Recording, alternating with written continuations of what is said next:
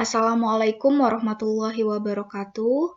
Selamat datang kembali kepada mahasiswa-mahasiswi Politeknik Negeri Lampung, khususnya mahasiswa dari program studi Mekanisasi Pertanian.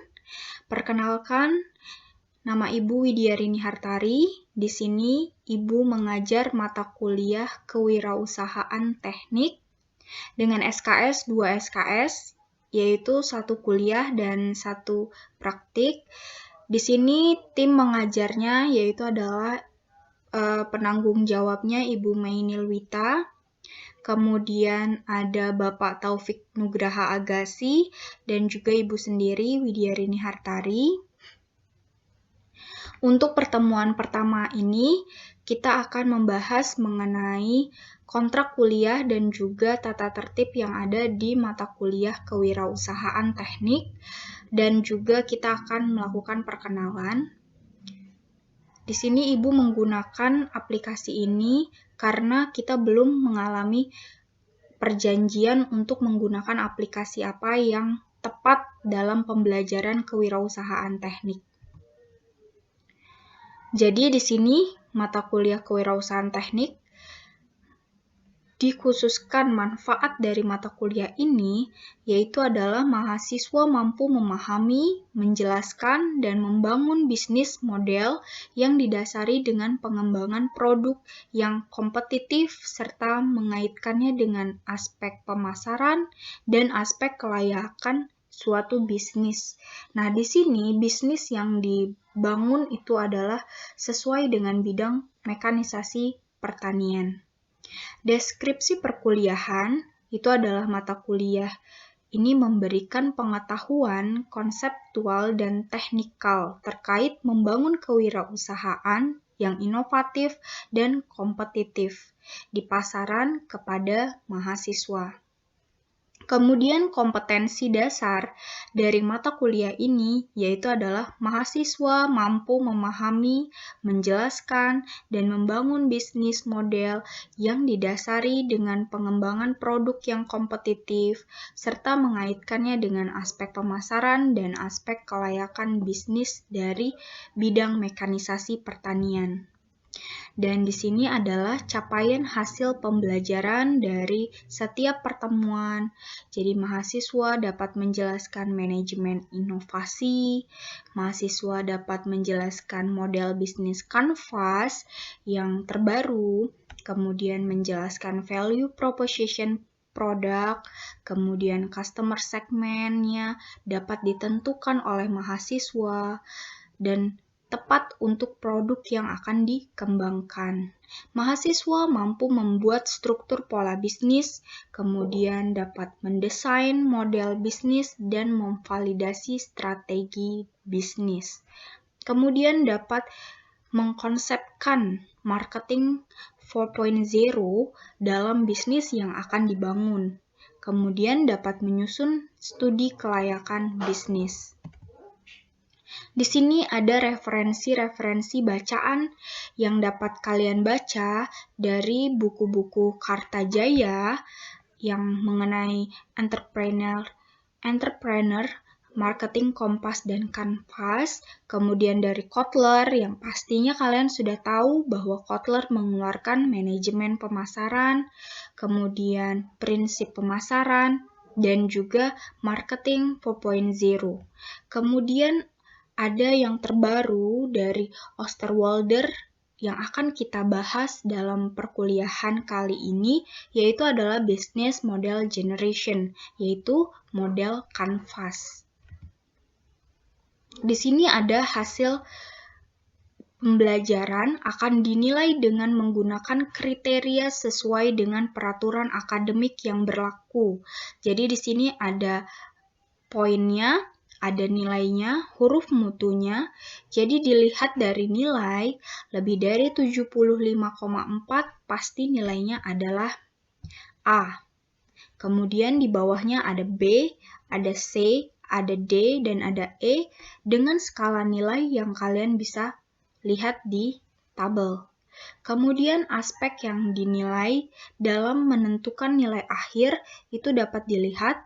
Yang pertama, Komponen nilai teorinya 50%, diisi dengan kuis, tugas terstruktur, UTS, dan juga UAS. Di sini ada komponen penilaiannya. Kemudian yang kedua adalah komponen nilai praktek juga 50%. Jadi ada laporan, aktivitas, hasil praktek, dan juga ujian akhir praktek. Ini juga hasil komponen dari penilaian tersebut. Kemudian kita akan membahas mengenai tata tertib dari perkuliahan kewirausahaan teknik, di mana toleransi keterlambatan 15 menit sejak perkuliahan dimulai, kecuali adanya izin. Kemudian hadir dengan mengisi daftar hadir di ketua kelas maupun di LMS. Jadi kita sesuai dengan yang kita sepakati. Kemudian aplikasi pembelajaran dalam metode daring, dalam jaringan, itu kita akan melakukan tatap muka. Baik itu sekali maupun 2 kali akan kita lakukan menggunakan aplikasi Zoom atau Google Meet, terserah. Kemudian nanti ada diskusi, bisa menggunakan e-learning, bisa menggunakan WhatsApp group, itu akan disesuaikan.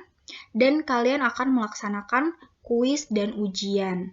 Nah, di sini biasanya Ibu bisa menggunakan Quizizz, Google Classroom, dan lain-lain.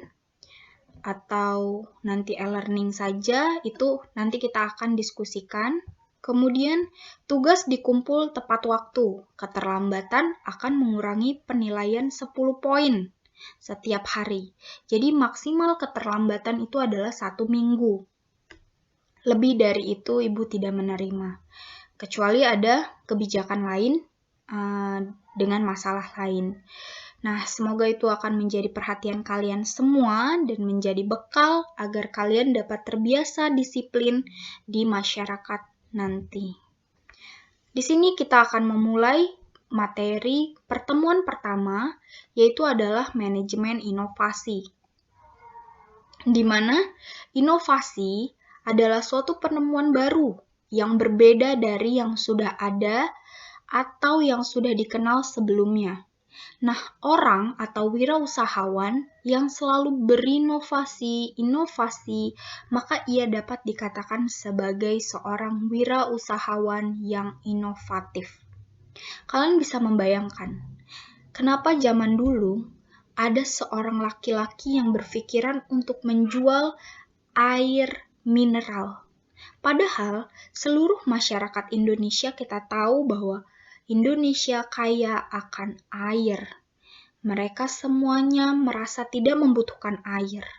Tetapi di tangan seorang wirausahawan yang inovatif, dia berpikir bahwa tahun selanjutnya, zaman selanjutnya, itu orang-orang akan membutuhkan air di dalam kemasan. Dan mereka, orang-orang tersebut dan seluruh masyarakat pasti membutuhkan suatu yang instan dan mudah untuk dikonsumsi. Sehingga dia berpikir untuk mengemas air mineral menjadi produk yang dia jual. Walaupun dengan ejekan bahwa kenapa harus menjual air, di rumah banyak air, tetapi dia tidak putus asa dan terus menjual dan akhirnya kita kenal dengan kemasan Aqua. Itu adalah salah satu inovasi yang diberikan oleh seorang wirausahawan yang inovatif. Menurut Everett M. Rogers menjelaskan bahwa inovasi adalah ide, gagasan, praktek, atau objek benda yang disadari dan diterima sebagai suatu hal yang baru dari orang maupun kelompok. Kemudian menurut Undang-Undang Nomor 18 Tahun 2002, inovasi adalah kegiatan penelitian, pengembangan, perekayasaan yang bertujuan mengembangkan penerapan praktis, nilai, dan konteks ilmu pengetahuan yang baru, atau cara baru untuk menerapkan ilmu pengetahuan dan teknologi yang telah ada ke dalam produk atau proses produksi. ini kalian bisa lihat manajemen inovasi merupakan proses mengelola inovasi di suatu perusahaan agar dapat berdaya guna bagi penciptaan keunggulan bersaing yang berkelanjutan bagi perusahaan. Nah, di sini kita mengenal mengenai 5 generasi model proses inovasi. Yang pertama itu adalah model linier sederhana, di mana adanya tarikan kebutuhan dan dorongan teknologi yang kuat, karena di masa itu sangat minim sekali antara teknologi yang modern. Kemudian generasi ketiga semakin membutuhkan, yaitu adalah model coupling, yaitu mengenali interaksi antara unsur-unsur yang berbeda dan umpan balik di antara mereka, yaitu feedback. Jadi adanya umpan balik.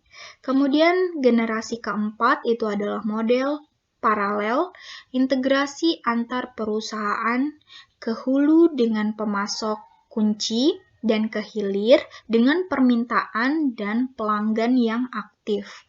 Ini akan menekankan hubungan dan aliansi di antara mereka. Kemudian yang kelima itu adalah integrasi sistem dan jaringan yang luas, di mana adanya respon untuk menyesuaikan dan flexibility atau fleksibel, pengujian dan eksperimentasi terus-menerus. Jadi merasa haus akan inovasi-inovasi yang terbaru sehingga mereka akan melakukan pengujian dan eksperimen terus-menerus. Ini berdasarkan Rothwell dalam Davenport 2003. Dan manajemen inovasi sendiri menurut Johnny 1999 dan Ojasalo 2008 membedakan 3 inovasi. Yang pertama adalah inovasi produk, memiliki makna paling jelas yaitu menghasilkan pendapatan yang menjadi tujuan. Kemudian inovasi proses itu menyediakan sarana untuk menjaga dan meningkatkan kualitas dan menghemat biaya produksi. Kemudian inovasi pasar memperhatikan peningkatan target pasar, campuran antara mix or target market, dan bagaimana pasar yang dipilih adalah pasar yang terbaik untuk terus dilayani. Nah, di sini adalah inovasi-inovasi yang disesuaikan dari produk yang semakin hari semakin beragam, kemudian prosesnya dengan teknologi yang semakin canggih dan dapat menghemat biaya-biaya produksi, kemudian inovasi pasarnya, di mana bagaimana caranya bahwa dapat bersaing di pasar yang terus mengalami perkembangan.